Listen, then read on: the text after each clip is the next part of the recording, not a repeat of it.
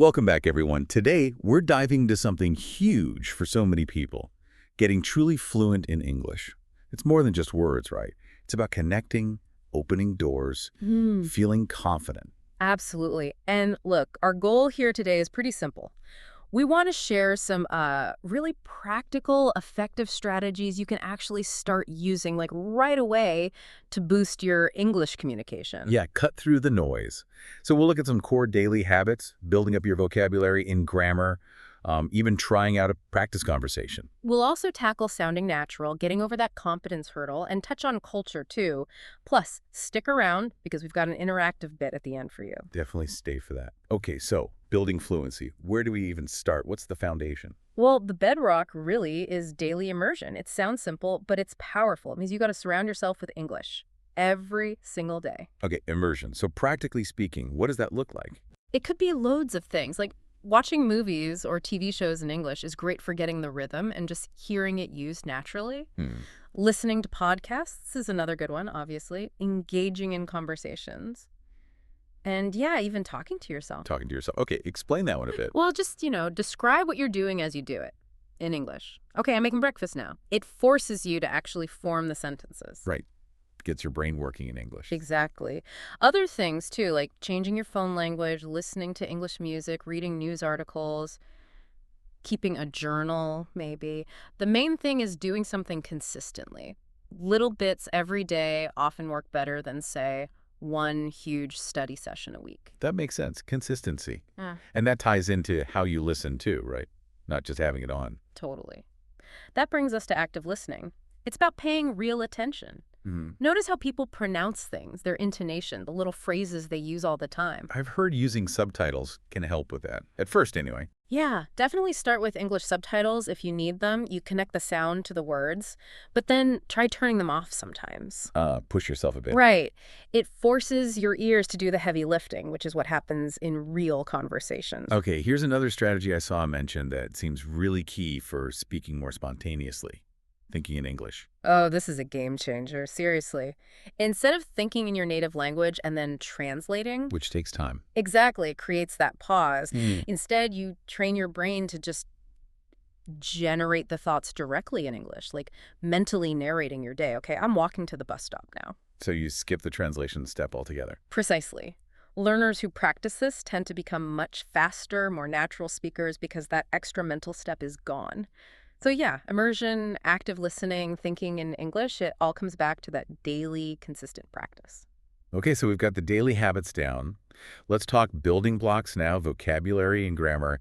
What's the best way to build up your word bank? Well, one really effective approach is learning vocabulary in chunks or phrases rather than just single, isolated words. Chunks, like learning get the hang of something instead of just get or hang. Exactly like that.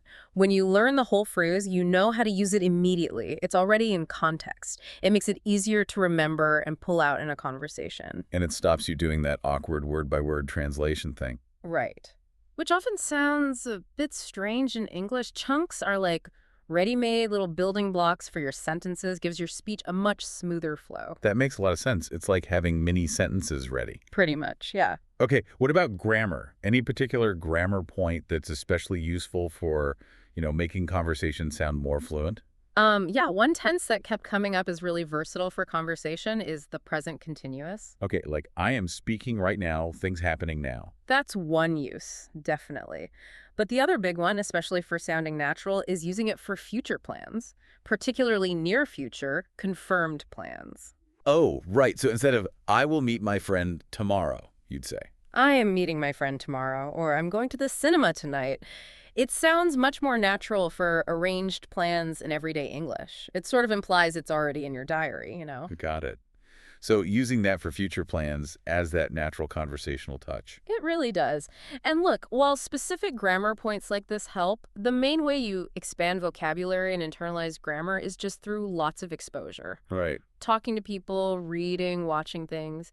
And yeah, techniques like spaced repetition can help lock those new words and phrases in your memory. Okay, this is all great theory, but we need to put it into practice, right? Absolutely. Practice is everything. And doing something like a role play, even a short one, is a good way to try things out without pressure. Okay, let's do it. We've got a little dialogue here between two friends, Alex and Bella, talking about how they're learning. I'll be Alex. And I'm Bella.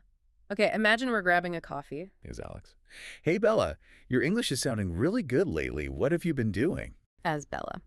Oh, thanks, Alex. Well, I'm really focusing on active listening. Been watching loads of English TV shows and podcasts, really concentrating. As Alex. Nice. Nice. I'm trying that thing you told me about thinking in English. Feels a bit weird, but I think it's helping. As Bella. Yeah, it totally works, doesn't it? Oh, and I'm also trying to learn whole phrases now, not just single words. Makes speaking feel less, I don't know, clunky. Yes, Alex. Yeah, I need to do that more. Hey, listen, are you free tomorrow? I'm meeting up with my language partner in the afternoon. Want to join? As Bella. Huh, thanks. I'm actually meeting my tutor tomorrow afternoon, so I can't. But maybe another time. Yes, Alex. Yeah. Definitely. Back to normal voice. And Sini. Huh. That felt pretty natural. It did, right? And you can see how they just casually mention the strategies, active listening, thinking in English, learning phrases. They're not abstract ideas. They're things people actually do. And notice the grammar I'm meeting up with? Mm-hmm. And I'm actually meeting my tutor. Using that present continuous for plans just flowed really well. Exactly. It's those subtle things used correctly that make a big difference in sounding fluent. Okay, let's move on to something that holds a lot of people back. Mm-hmm. Sounding natural and feeling confident. Pronunciation is a big part of that, isn't it? Huge. Pronunciation is vital for clarity. The aim isn't usually to sound exactly like a native speaker from, say, London or New York. Your accent is part of who you are. Right. But it is important that people can understand you easily, and sometimes that means, well, physically training your mouth, your tongue, to make sounds that might not exist in your first language. So how can you work on that physical side of things and just the general sound? Imitation is really powerful. Listen closely to native speakers, not just the sounds, but the rhythm, the melody, the intonation, and try to copy it. Shadowing, they call it sometimes. Exactly. Shadowing. Recording yourself and comparing is useful too. There are apps and websites focused specifically on pronunciation practice as well. Okay. Now, the elephant in the room. The fear.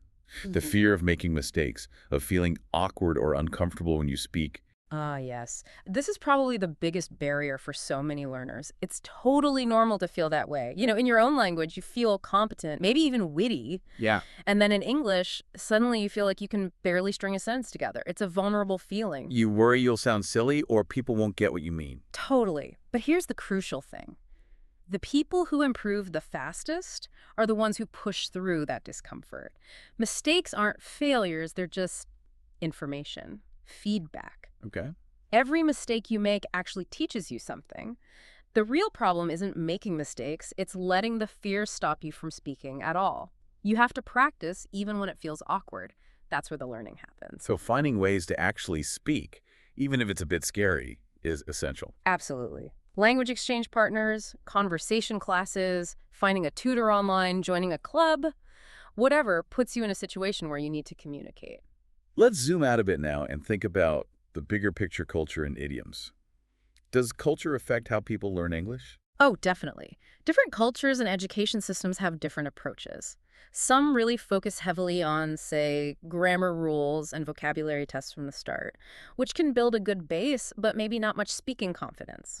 Others might push communicative practice much earlier, and how mistakes are viewed culturally plays a huge role too. How so? Well, if you grew up in a culture where making mistakes in school was seen as really bad, you're likely to be much more hesitant to speak English, right? You'll worry about perfection. Yeah, I can see that. So it's important to keep reminding yourself, mistakes are good. They mean you're trying, you're learning. Don't let that fear hold you back. And understanding the culture isn't just about learning methods, it's part of fluency itself, isn't it? It really is. Truly fluent speakers don't just know the language. They get the cultural references. They might mention a popular TV show, understand current slang, or get jokes that rely on cultural knowledge.